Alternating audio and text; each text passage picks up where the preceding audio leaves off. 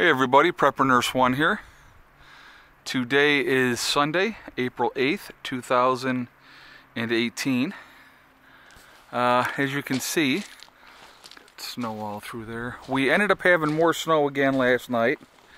It's freaking crazy. I had to come out and clean the solar panels off again today. But nuts, freaking weather's just nuts. Now here it is today, it's in the 30s. And they're saying that by Friday, I think it's going to be 70 on Friday. It's freaking crazy weather. What? What's going on, Mr. Man? Okay, so now, first of all, let's talk about, I dyed my beard yesterday. Basically, it had nothing to do with vanity, just so you know. It was more of a, Heather had been on me to try doing it for actually a couple of years, and I said, yeah, okay. So I knew that I was going to be shaving anyway, okay? So I said, all right, I'll go ahead and dye it. Now that we're almost in the spring, it was time for the beard to come off anyhow, and so back to the goatee, as you can see, and I actually trimmed the lower part of this because it was longer, so I trimmed it up a little bit. But so yeah, back to the goatee, all right? But yeah, it was just, I just was like, yeah, okay, I'll try just to see what it looks like. But anyway, so I wanted to talk about something. I've been getting a lot of emails, well, you know, messages and stuff like that, okay, on this topic that I'm going to discuss today. And so with prepping, should you do it stealth-wise, or should you talk to people, communicate with people, and try to get more people to work with you, okay? And now there's a double-edged sword to that, okay? If you are secretly prepping and don't tell anybody anything, all right, that's one way that you can do it, yes. But if you do it that way, who's going to help you when the time comes? Because first of all, nobody's going to know what you've been doing. And now all of a sudden SHTF happens, let's say, and you're all by yourself. It's just you and, you know, maybe your wife and a couple of small kids, okay? Guys, I'm telling you right now, and I've said this over and over and over again, if that's the way you're going to do it and that's the route you're going to do it, you are not going to make it. And here's the simple reasons why. You cannot stay up 24 hours a day to keep watch, to keep everybody safe. You cannot do all the things that you need to do once an SHTF situation happens, okay? There's absolutely no way that you can do everything that needs to be done by yourself and be safe and have everybody be safe, okay? Now, with putting yourself out there, are you putting yourself at risk? Absolutely, you're putting yourself at risk. I put myself at risk by putting myself out here, and I realize that, okay? People are going to know where you live, which is, you know, people know where I'm at, okay? But the thing is, it's like, if you put yourself out there like I have done, and I'm not doing it because of like, oh, look at me, look at I'm so awesome and I'm so wonderful. No, I want to help people, okay? And I also want to have a stronger group and have a group of like-minded people. And I've met some awesome people because of my prepping, okay? So, a lot of like-minded people. When you do it by yourself and you're doing it secretively all the time, or maybe some relatives might know that you're doing it, because most likely your relatives might know what you're doing, you're going to get a lot of criticism and a lot of nonsense with that. And so you're going to get a lot of feedback, negative feedback. And it's not a good thing. It really isn't. Being around like-minded, positive people, that's a really good thing. So for me, it's worth the risk, in my opinion, by putting myself out here on YouTube, because I've made contact with some awesome, awesome people. I've made some really good friends because of the YouTube channel, and I've enjoyed it. I really, truly have. You know, that's why, you know, that's one of the reasons why I do it. Like I said, plus I want to teach people that this is possible, that anybody can do this lifestyle if they choose to. I saw somebody had made the comment. They said, I heard that they made illegal prepping, or made prepping illegal, I'm sorry, or made prepping illegal, and they're going after people that are doing it, which is absolutely ridiculous. It's not the case at all, obviously, because That's just not true. So I don't know where they got that information from. But so now I definitely want to hear what you guys have to say. Oh, look at, I got to show you this. Look what he's got. What you got there, buddy? Got yourself a mouse? Yeah. Mouse or a mole. Looks like a mouse. He is the man. He is the man. He is no joke, that freaking cat. He is a mouser extraordinaire. Look at him. Yeah, that cat is no joke. Alright, so anyway, I definitely want your feedback on this topic. I want to hear what you guys have to say, what you think, okay? So, you know, it's like, is it better to let people know what you're doing to try to add more members to your group? Or is it better to do it in secret? Like I said, there's, I hear a chainsaw. It must be Greg up back working on, he told me he was going to be cutting down some trees, or cutting up wood today. So, okay, so what's better? What's a better way of doing it? Okay, and that's what you got to think about. Okay, so here's the thing is, and this is, I thought was kind of pretty funny. Somebody said to me, so obviously they haven't watched a lot of my videos, they were like, why do you have your propane tank so close to your pond? Well, I don't have a pond.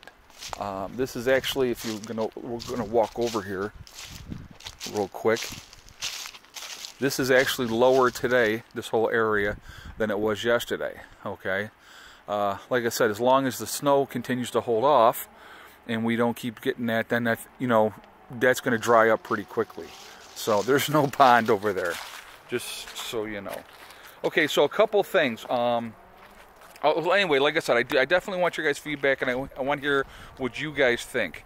Like I said, for me, it's worth the risk because, number one, I want to help people, and number two, for the selfish reasons that I'd like to add more members to my group that's going to help out my group. Those are the two selfish reasons that I have.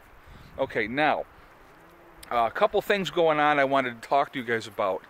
Now, anybody that knows, when we bought the building, we had got it for 3 years, okay?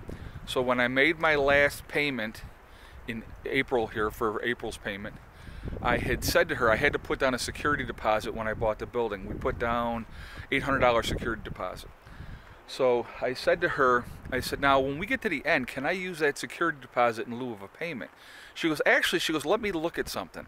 And she looked it up and she said, okay, so just so you know, if including your security deposit, you would have to include that as well. But then if you paid an additional $841, I think it was, right now, she said you basically knock off 3 payments and your building is paid for. So I was like, really? So I'm actually going to be having the building, our house now, completely paid off May 1st. So I am really, really, really excited about that. That is an awesome thing. And so it's going to be, life is going to be way, way better because, like I said, that eliminates a huge payment.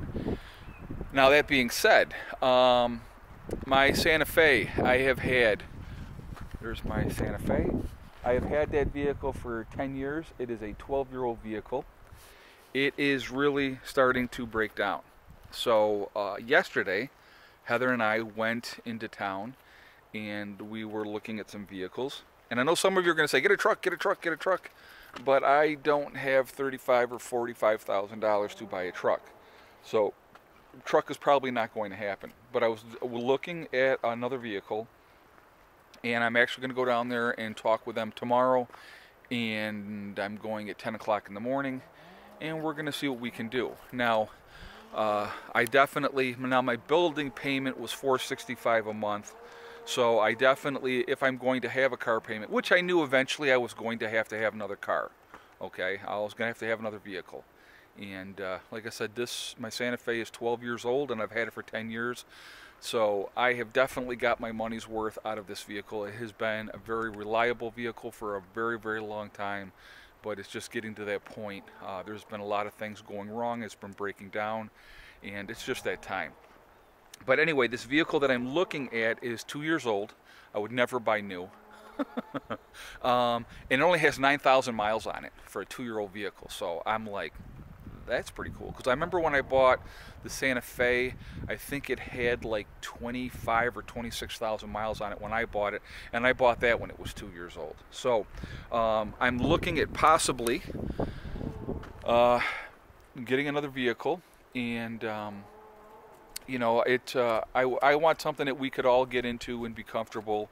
And so this is a pretty neat looking vehicle that we saw. I like the color and everything too. So I'm going to go down tomorrow and we're going to do the negotiations and the haggle and see what we can come up with. But if I can keep my payment in the range where I want to have it, then we will probably end up with another vehicle. But like I said, it's not like I'm going to be going, oh, you're going back hugely into debt. No, because I'm not going to be buying a $50,000 vehicle. The vehicle I'm looking at is obviously much more in the price range where I want to be. And so, you know, if I have to have another vehicle payment, I have to have another vehicle payment. But the thing is, with eliminating the building, and as long as the payment is, like I said, I would never want a vehicle payment of $400 or something like that. But the building payment was $465.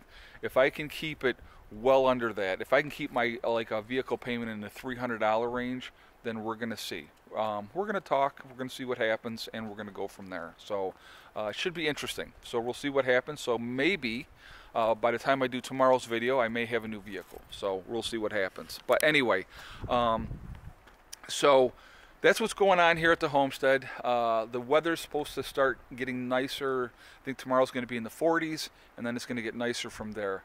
And he's over here eating this freaking mouse. He's just chowing down, eating that mouse. Anyway, guys, listen, I'm going to jump off of here for now, and I will talk to you later.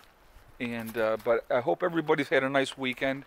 I'm going to be getting Eddie here very shortly, so by the time this video gets up, we'll already be back home, and Eddie will be with us. So, but so anyway, I hope everybody's doing well. Remember, guys, hug and kiss the ones you love. Tell them every single day.